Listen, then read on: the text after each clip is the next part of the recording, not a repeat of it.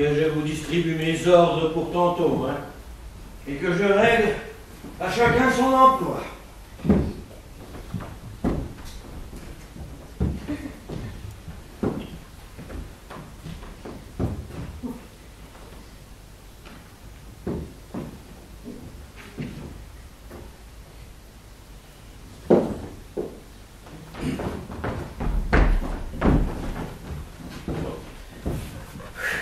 Approchez, Dame Claude. Commençons par... Ah. Eh bien, vous voilà les armes à la main. Bon, alors je vous commets au soin de nettoyer partout. Hein. Mais alors, vous n'allez pas me frotter les meubles trop fort, hein, de peur de les user. Et outre cela, je vous constitue au gouvernement des bouteilles pendant le repas. Mais si s'en écarte quelques-unes ou qu'il se casse quelque chose, je m'en prendrai à vous et je le retiendrai sur vos gages. Voilà. Châtiment politique. Bon, allez. Oh. Bon. Go. Main à la voile. Go, main à la voile. Je vous établis dans la charge de rincer les verres et de donner à boire. Ah, mais seulement lorsqu'on en aura soif. Hein. Et non pas sur la coutume, c'est un impertinent de valet là, qui s'avise de faire boire les gens et de provoquer lorsque l'on n'y songe pas. Hein. Attendez qu'on vous en demande plus d'une fois. Et souvenez-vous de porter toujours beaucoup d'eau. Hein. Le vampire monte à la tête. Quitterai-je mon tablier, monsieur? Oui, mais prenez garde de gâter votre habit, hein. Monsieur, c'est bien que j'ai l'un des devants de mon pourpoint qui est tout taché de l'huile de la lampe. Oui, mais tenez votre chapeau ainsi lorsque vous servirez, voilà. Oui, mais monsieur, c'est que j'ai aussi ma de choses qui est tout déchirée par derrière, si fait qu'on me voit le... Oh, sauf préférence parler. Oui, mais rangez ça adroitement contre la muraille, là, et là, vous présentez toujours le devant au monde, hein. Allez.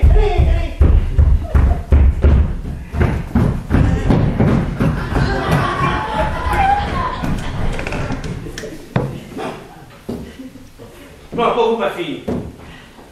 Vous prendrez garde à ce qu'on desservira. Et cependant, vous allez recevoir ma maîtresse qui doit venir vous visiter et vous conduire avec elle à la foire. Non, mais vous entendez ce que je vous dis? Oui, mon père. Bon. Ah, quant à vous, mon fils, le damoiseau, à qui j'ai la bonté de pardonner l'histoire de tantôt. Vous n'allez pas vous aviser non plus de lui faire mauvais visage. Non, mon père, mauvais visage. Pour quelle raison? On sait bien le train des enfants dont les pères se remarient et de quel œil ils ont coutume de regarder celle qu'on appelle belle-mère. Mais si vous voulez que je perde jusqu'au souvenir de votre dernière fredaine, hein, je vous recommande de faire à cette personne-ci le plus aimable visage que je pourrai et de lui réserver le meilleur accueil qui vous sera possible. Voilà. À vous dire le vrai, mon père, je ne puis vous promettre d'être bien aise qu'elle devienne ma belle-mère. Mais pour ce qui est de la bien recevoir et de lui faire bon visage, eh bien je vous promets de vous obéir ponctuellement sur ce chapitre. Vous ferez ça, Jean.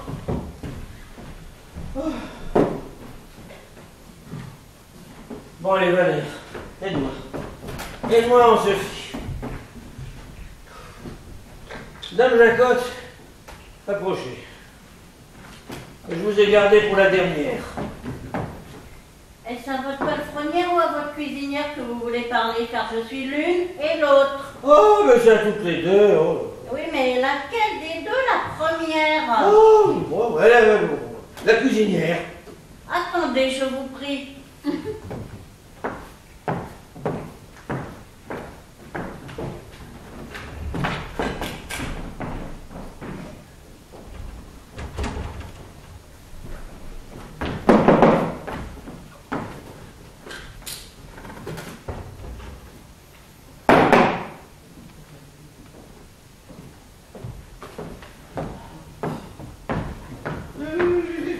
entre de cérémonie et cela.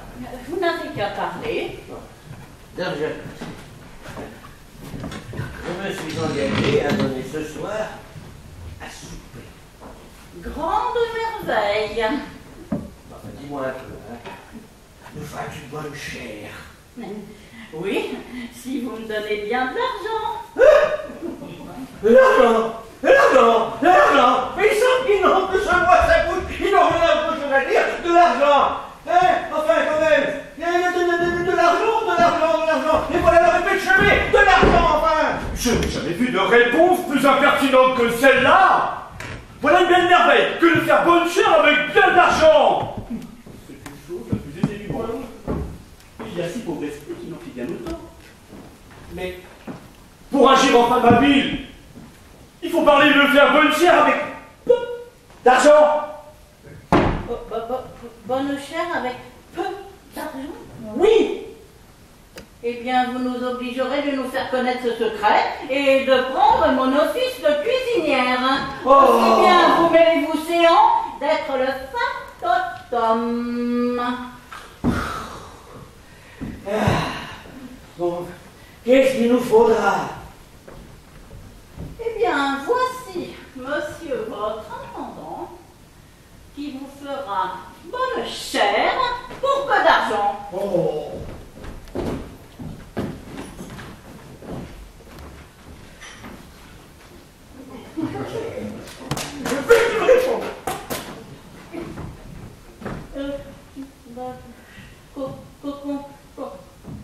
Combien serez-vous à table? Ah ben, nous serons 8, hein, ou 10. Mais il ne faut prendre à manger que pour 8, parce que quand il y en a pour 8, ben il y en a pour 10. Cela s'entend. Potage de bisque, velouté d'asperges, hochepeau, grenouille, huîtres fines, sabri de héros, Nourrir une pioche. chapon dodu, Mais très vrai, ça me tient poire à l'hypocrate, et ça à la manche. Mais est-ce que vous avez envie de faire crever tout le monde à force de manger? Et monsieur a-t-il invité tout le monde pour les assassiner? Allez vous en lire un peu les préceptes de la santé. Demandez au médecin s'il n'y a rien de plus préjudiciable à l'homme que de manger avec excès. Il a raison. Apprenez, Dame Jacotte, pour vous et vos pareils, que c'est un coupe-gorge qu'une table remplie de trop de viande. Et que pour se bien montrer ami de ces que l'on a dit, il faut que la frugalité règne dans les repas qu'on donne. Et que selon le dire d'un ancien, il faut manger pour vivre et non pas vivre pour manger. Voilà la plus belle sentence que j'ai entendue de ma vie. Approche, que je t'embrasse pour cela. Il faut vivre pour manger et non pas manger. Non, c'est pas ça. Il faut manger pour vivre et pas vivre pour manger. Ah oui, c'est ça. Bon, tu te souviens de m'écrire ces mots, je vais me faire graver en lettres d'or sur la cheminée de ma salle. Je n'y manquerai pas. Et pour votre souper, vous n'avez qu'à me laisser faire, je réglerai tout cela comme il faut. Eh ben, tant mieux, j'en aurai moins de peine. Oui, seulement, il nous faudra de ces choses qui rassasient d'abord, hein, et dont on ne mange guère. Oui. Quelques pâtés en poule, quelques bons haricots bien gras, tout garni de morons. Reposez-vous sur moi. Bon, alors, maître Jacques, Dame Jacotte. Bon, maintenant, il faudrait nettoyer mon carrosse. Attendez, ceci s'adresse à la palefrenière.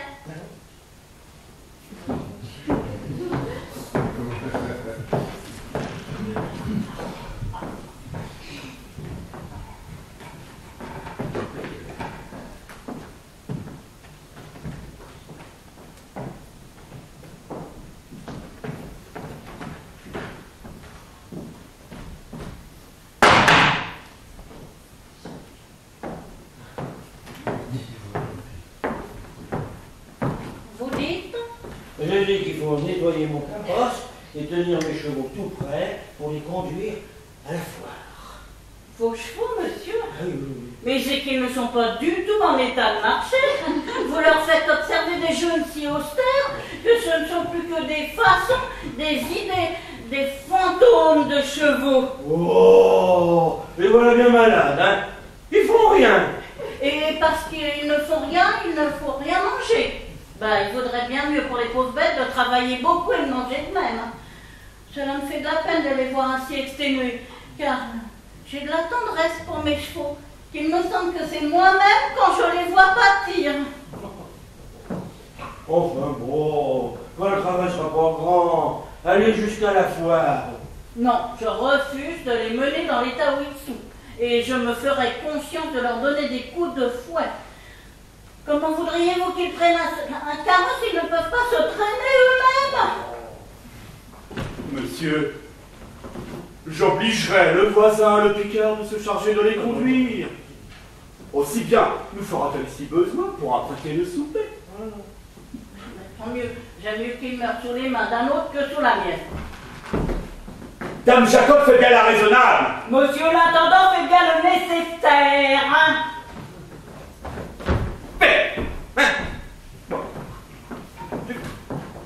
Monsieur, je ne saurais souffrir les flatteurs, et je vois que ces contrôles perpétuels sur le pain, le vin, le sel et la chandelle ne sont rien que pour vous gratter et vous faire sa cour. J'enrage de cela. Et lorsque j'entends ce que l'on dit de vous en ville, ben ça me fait de la peine.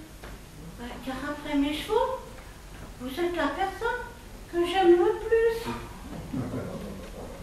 Et pourrais-je savoir de vous, Dame Jacotte, ce que l'on dit de moi? Non, parce que je sais bien que vous allez vous mettre en colère. Mais point du tout, point du tout. Pardonnez-moi, mais je ne voudrais pas que cela vous fâchât. Non, d'aucune façon, non, c'est me faire plaisir. Et je serais bien aise de savoir tout ce que l'on dit de moi. Monsieur, pour vous dire franchement, on se moque partout de vous. On vous jette sans brocard à votre sujet. Et on n'est point plus content de vous tenir au cul et aux chausses et de faire sans cesse des comptes de votre lésine. Indique que vous faites imprimer des almanachs particuliers où vous faites doubler les 4 temps et les vigiles afin de mieux profiter des jeunes où vous obligez votre monde. Un autre que vous avez toujours une querelle toute prête à faire à vos valets dans le temps des étrennes pour avoir une raison de ne leur donner rien. Un autre que vous fîtes assigner le chat d'un de vos voisins pour avoir fini les restes d'un gigot de mouton.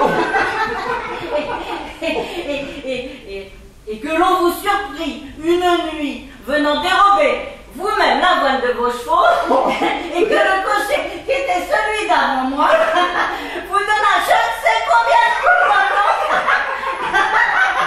dont vous ne voulez rien dire.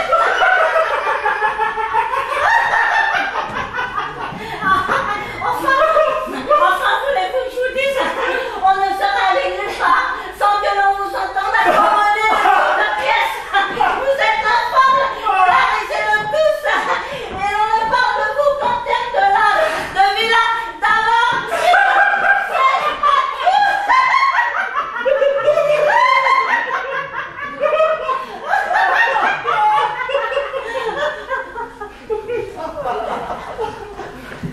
Et vous avez une baronne, une coquine, une impudente.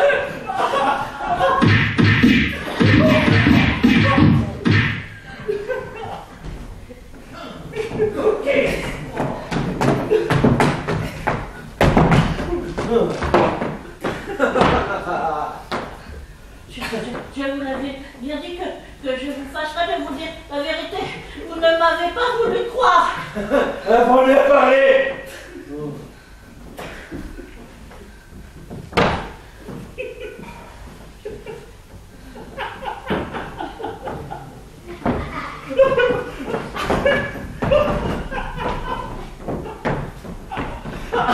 Est-ce que je peux voir on fait mal votre franchise? Morbleu, Monsieur le rieur, ce n'est pas votre affaire. Riez de vos coups de bâton lorsqu'on vous en donnera et ne venez plaindre des miens. Dame Jacotte, ne vous fâchez pas, je vous prie. Il fut doux. Je veux faire la brave et le corriger quelque peu. Savez-vous bien, monsieur le rieur, que je ne ris pas moi, et que si vous me chauffez la tête, je vous ferai rire d'une autre façon. Doucement. Il ne me plaît pas à moi. Comment doucement, il ne me plaît pas à moi. Dame Jacotte. Il n'y a point de dame Jacotte pour un double. Et si je prends un bâton, je vous rosserai d'importance. Comment? Un bâton? Je ne pense pas de cela. Savez-vous, Madame la Fat, que je suis homme à vous aussi vous-même? Mais je n'en doute pas. Que vous n'êtes, pour tout potage, qu'une panarde de cuisinière. Je le sais bien. Et que vous ne connaissez pas encore.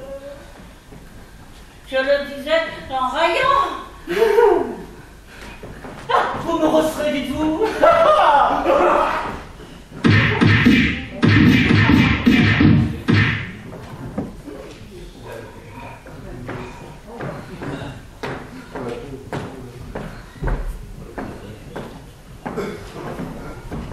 Et moi, je ne prends pas le goût à vos railleries. Apprenez que vous êtes une mauvaise railleuse.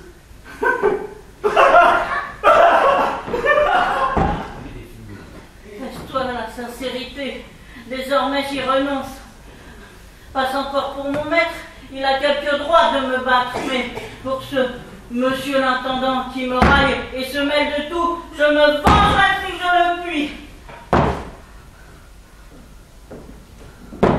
Ah, Dame Jacotte, savez-vous si votre maître est au logis? Oui, il y est. Je ne le sais que trop. Dites-lui, je vous prie, que nous sommes ici.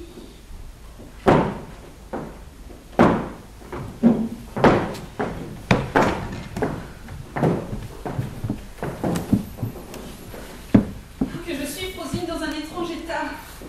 S'il faut dire ce que je sens, que j'appréhende cette vue. Mais pourquoi? Quelle est votre inquiétude? Mais hélas, me le demandez-vous? Et ne vous figurez-vous point les alarmes d'une personne toute prête à voir le supplice où l'on veut la cacher? Je vois bien que pour mourir agréablement, Harpagon n'est pas le supplice que vous voudriez en passer. Et je connais à votre mine que le jeune blondin dont vous m'avez parlé l'autre jour vous revient un peu dans l'esprit. C'est une chose, Frosine, dont je ne veux point me défendre.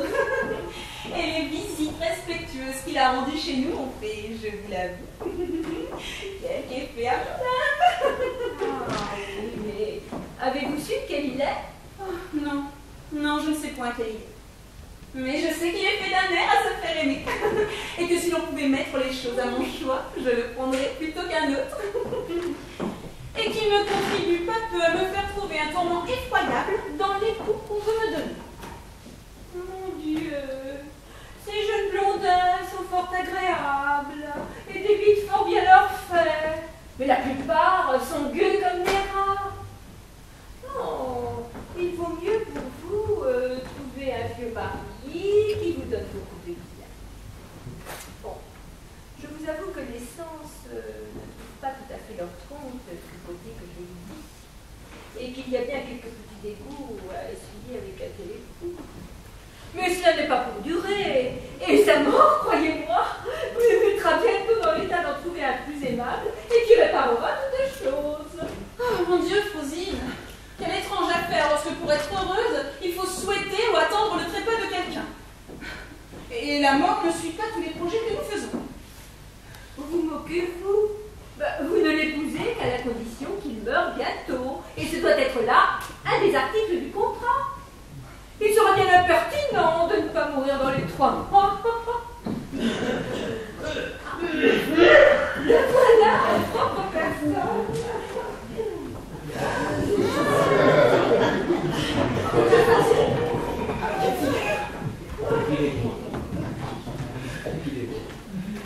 il faut me pardonner ma belle, hein, si je viens avec vous avec des lunettes. Je sais que vos appas sont assez visibles d'eux-mêmes et qu'il n'est pas besoin de lunettes pour les apercevoir, mais c'est avec des lunettes.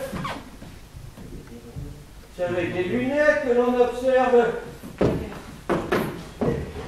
les astres. On observe les astres. Et je maintiens et je garantis que les astres que vous êtes un astre, mais le plus bel astre qui soit au pays des astres. Quel désastre. Osez. Elle ne dit mot et ne manifeste, semble-t-il, aucune joie de me voir. C'est qu'elle est encore toute surprise. Et puis les filles ont toujours d'abord un peu honte à dévoiler ce qu'elles ont dans l'âme. Ah oui, tu as raison. Me voici belle mignonne, ma fille, qui vous vient saluer. Je m'acquitte bien tard, madame, d'une telle visite. Vous avez fait, madame, ce que je devais faire. Et c'était à moi de vous prévenir. Vous voyez qu'elle est grande, hein? Mais le mauvais air me croit toujours. J'ai eu un beau présent. Que tu l'appelles. Écoute-moi bien. C'est trop d'honneur que vous me faites, adorable mignonne. Quel animal! Je me suis trop obligée de ces sentiments. Je n'ai plus de lien. Et voici mon fils, justement, qui vous vient faire la révérence. Mon Dieu, Francine, oui, quelle rencontre! C'est justement celui dont je t'ai parlé! Ah mais l'aventure est merveilleuse! Je vois que vous vous étonnez de me voir de si grands enfants. Oh, mais je serai bientôt débarrassé, et de l'un et de l'autre. À vous dire le vrai, madame, c'est issu d'une aventure où sans doute je ne m'attendais pas, et mon père ne m'a pas peu surpris lorsqu'il m'a dit tantôt le dessin qu'il avait formé. Je puis dire la même chose. C'est une rencontre imprévue qui m'a surprise autant que vous. Et je n'étais point préparée à pareille aventure. Il est vrai que mon père ne peut pas faire un plus beau choix, et que ça m'est une sensible joie que l'honneur de vous voir. Mais avec cela, je ne vous assurerai point que je me réjouis du dessein où vous pourriez être de devenir ma belle-mère. Le compliment, je vous l'avoue, est trop difficile pour moi, et c'est un titre, s'il vous plaît, que je ne vous souhaite pas. Ah. Ce discours paraîtra brutal aux yeux de quelques-uns, mais je suis assuré que vous êtes une personne à le prendre comme il faudra. Que c'est un mariage, madame, où vous imaginez bien que je dois avoir de la répugnance. Que vous n'ignorez pas, sachant ce que je suis, comme il choque mes intérêts. Et que vous voulez bien enfin que je vous dise, avec la permission de mon père, que si les choses dépendaient de moi, eh bien, cette hymen ne se ferait point. Ah, ça? Ah, ben alors là, voilà un discours qui est bien impertinent. Et une belle confession à faire à madame. Et moi, pour vous répondre, j'ai à vous dire que les choses sont fort égales. Et que si vous auriez de la répugnance à me voir votre belle-mère, je n'en aurais pas moins sans doute à vous voir mon beau-fils. Ne croyez pas, je vous prie, que ce soit moi qui cherche à vous donner cette inquiétude. Je serais fort fâchée de vous causer du déplaisir. Si je ne m'y vois forcée par une puissance absolue, je vous donne ma parole, que je ne consentirai point en mariage qui vous chagrine. Elle a raison, hein? Un sot compliment, il faut une réponse de même. Vous voudrez bien excuser l'impertinence de mon fils, mais c'est un jeune sot qui ne connaît pas encore l'importance des paroles qu'il dit. Oh, je vous promets que ce qu'il m'a dit ne m'a point du tout offensé. Au contraire, il m'a fait plaisir de m'expliquer ainsi ses véritables sentiments. J'aime de lui un aveu de la sorte, et s'il avait parlé d'autre façon, je l'en estimerais bien. Eh bien, c'est beaucoup de bonté à vous de vouloir excuser ses fautes. Mais vous verrez, le temps le rendra plus sage. Il changera de sentiment. Ah non, mon père. Ah non, mais je ne suis pas capable d'en changer. Hein. Et je prie instamment, madame. Vous voyez quelle extravagance. Mais continue, encore plus fort. Voulez-vous que je trahisse mon cœur? Encore? Vous n'allez pas changer de discours? puisque vous voulez que je parle d'autre façon, souffrez, madame, que je me mette ici, à la place de mon père, et que je vous dise que je n'ai jamais rien vu dans le monde d'aussi charmant que vous, que je ne conçois rien d'égal au bonheur de vous plaire, et que le titre de votre époux est une gloire, une félicité, que je préférerais aux destinées des plus grands princes de la terre. Oh oui, madame, oh le bonheur de vous posséder est à mes regards la plus belle de toutes les fortunes. Si où j'attache toute mon ambition, il n'y a rien que je ne sois capable de faire pour une conquête si précieuse. Et les obstacles les plus puissants... Mais doucement, mon fils, enfin, s'il vous plaît. Oh, que je faisais à madame, oui, votre nom. J'ai une langue pour m'exprimer, hein, il n'y a pas besoin d'un procureur tel que vous. Allez, donnez plutôt des chaises. Ah, non.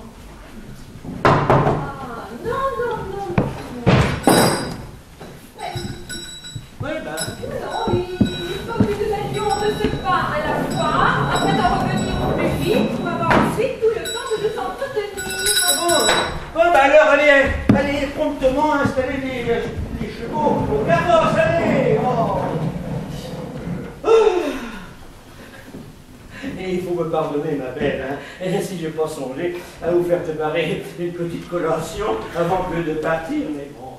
Et j'y ai pourvu mon père, et j'ai fait apporter des bassins d'orange de Chine, de citron doux, de confiture, que j'ai envoyé quérir de votre part. Allez,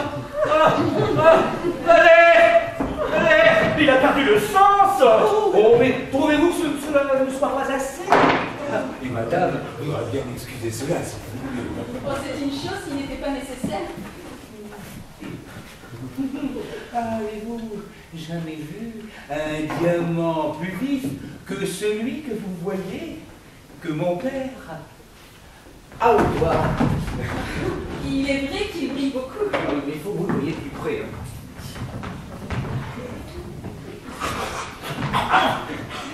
Oh, il est pas beau sans doute et jette quantité de feu. Oh oui, madame, il est en votre belle main. C'est un présent que mon père vous fait. Oui, votre père, que vous voulez que madame le garde pour l'amour de vous. Comment? Mon belle demande. Il me fait signe de vous le faire accepter. Mais je ne veux pas. Madame, il m'a garde de le reprendre. Et ce serait? Mais non, il faut de penser. Peste-toi Du tout. Et le voilà qui se scandalise de votre refus. Mais pour vous tuer. Vous voyez bien qu'il se désespère, madame. Le copain. Mon père, je fais tout ce que je puis, c'est pas ma faute, pour qu'elle la garde. Mais elle est obstinée. Le copain. Oh, mais vous prenez tomber malade, madame de grâce. N'insistez pas à l'avantage. Mais de toute façon, gardez la bague, puisque monsieur le veut.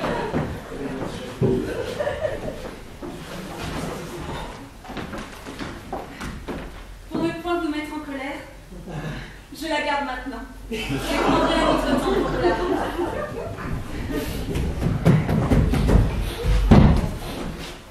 Monsieur, il y a quelqu'un qui demande à vous parler. Ouais, mais dis-lui que je suis occupé, qu'il passe une autre fois. Ah oui, mais qui vous accorde de l'argent. Hein.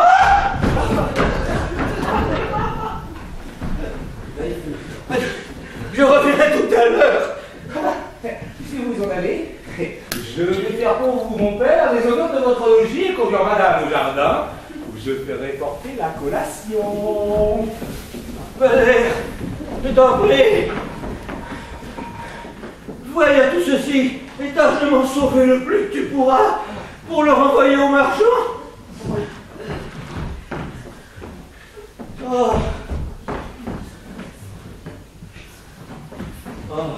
C'est assez. Fils impertinent, tu veux donc me ruiner?